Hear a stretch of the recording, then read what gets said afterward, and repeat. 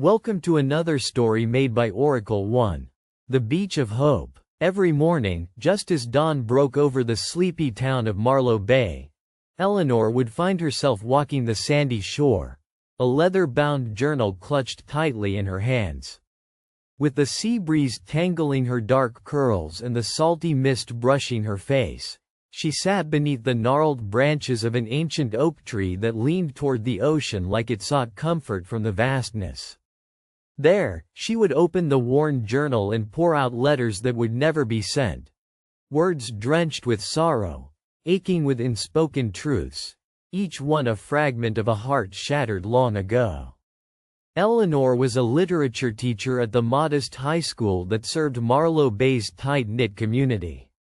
She was known for her gentle demeanor and the way her eyes alight when she read poetry aloud, yet beneath that calm exterior, she held a loneliness that no one could quite reach. A year before, her world had unraveled when Jonah, the husband she'd loved deeply, left without a word. Their marriage had crumbled under the weight of secrets Eleanor had only just begun to glimpse. The betrayal tasted bitter, and instead of seeking closure or confrontation, she'd withdrawn into herself. Each morning on the beach, Eleanor's unsent letters to Jonah were her silent confessionals, blame, heartbreak, lingering love, and despair braided together in ink and paper. She believed sending the letters would only expose her pain to the unforgiving world. Besides, Jonah was gone, and he needed them no longer. The sea became her confidant, the waves swallowing her sorrows in the rhythmic crashing that muffled the emptiness inside.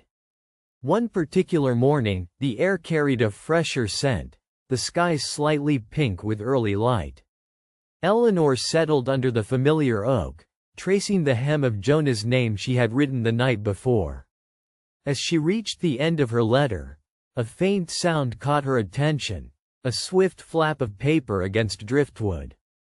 Instinctively, she looked up and found a small envelope resting against a smooth stone, sealed with delicate cursive script she did not recognize. Confused but curious, Eleanor unfolded the letter inside. The handwriting was fluid, with a hint of melancholy, mirroring many of her own emotions.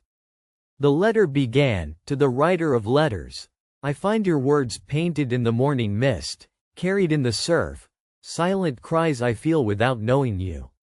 The message was extraordinary. Someone had found her letters. Even more astonishing, this person had written back. Her pulse quickened. For the first time, Eleanor felt a tentative thread of connection beyond her solitude. The letter spoke of empathy and shared pain, though the sender insisted on anonymity. "Some wounds are best carried together," it read, "and sometimes, the ocean is not so lonely as we think." Eleanor clutched the note tightly, her eyes misting with unspoken hope.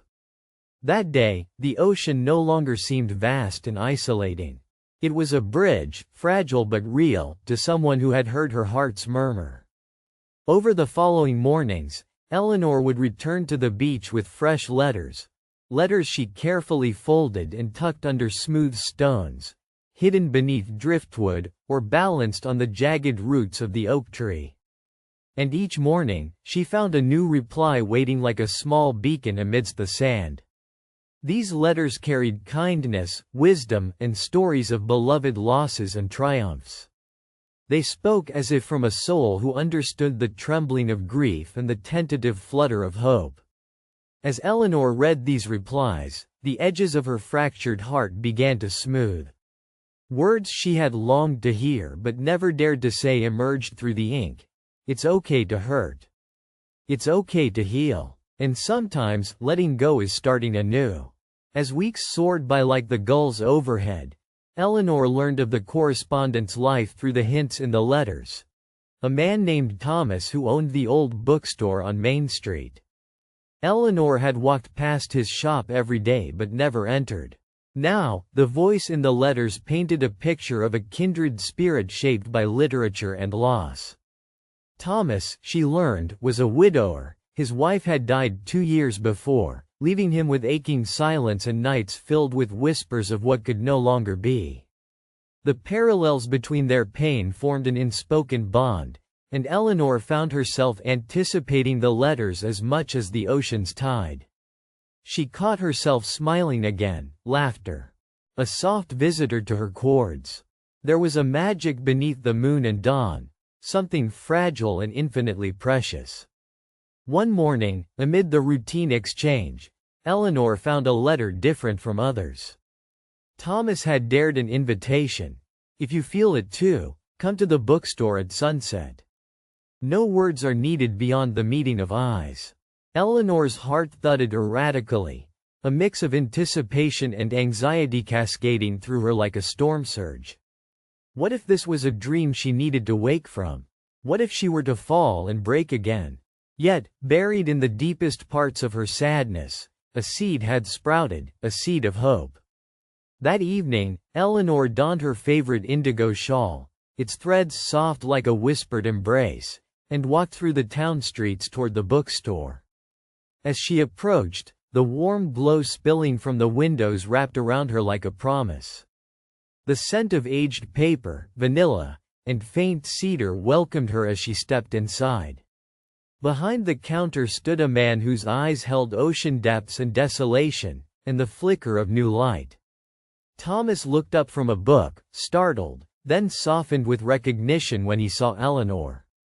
"Eleanor," he said simply, as if her name was a melody he had yearned to hear. She smiled nervously, feeling waves of vulnerability and courage intertwine. "Thomas," she replied, taking small, steady steps toward the counter. They sat across from each other on time-worn wooden chairs, books and lanterns surrounding them like spectators to this quiet reunion. They spoke with a fragile candor, sharing fragments of their stories, their grief, and the healing power found unexpectedly in words folded into letters. Thomas recited a line from Rilke, his voice husky, "Let everything happen to you, beauty and terror. Just keep going." Eleanor nodded slowly, tears shimmering in the incandescent glow. "You kept going," she murmured, "even when the shore seemed so empty." "Because I found your letters." Thomas's gaze softened. "In letter after letter, I found someone who bore the same storms." Their hands brushed as they reached for a shared book of poems, sparks igniting in the tender contact. The store's ancient walls bore witness to the birth of a new chapter, not only for the two souls who had come to heal but for the uncharted story gently unfolding between them. Days turned into weeks, and Eleanor's morning visits to the beach transformed. No longer solitary sessions of anguish, they were filled with hope and anticipation. Sometimes, Thomas joined her, sharing coffee and thermoses, their laughter rippling like gentle waves against the shore. Together, they carved a sanctuary from loss, each found letter a stepping stone toward trust. One morning, as the sun rose golden and full, Eleanor found a new letter resting beneath the oak tree. This one was written in her own hand but filled with words she had never dared to say aloud. "I once thought love was a place you lost, a shore fading beyond reach. Yet in your replies, I have found that love can be a tide, sometimes retreating, always returning, carrying us forward to where our hearts may mend and meet anew." She tucked the letter inside the journal, her gaze roaming over the horizon where sky kissed sea, and at that moment, she understood. Sometimes the journey through heartbreak is less about forgetting and more about discovering the shore of hope beneath the waves of despair. The morning breeze lifted the journal from her lap as if carrying her words out to the endless blue. Eleanor smiled, standing to face the day, no longer burdened by silence but embraced by the delicate promise of connection. For more stories, like and subscribe.